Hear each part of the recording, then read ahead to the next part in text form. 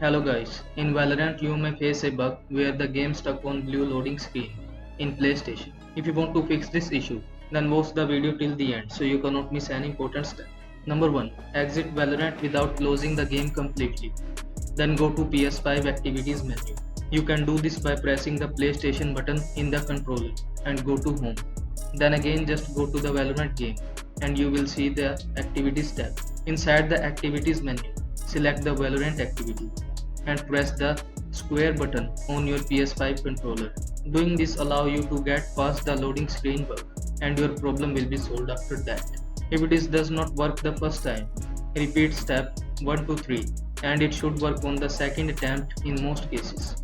And even after doing this, sometimes it will only allow to play personalized games with friends and can't enter a mode to compete against other players. If that is happening for you, you need to be alert about this issue to the official Valorant support team and they will solve your problem regarding that issue.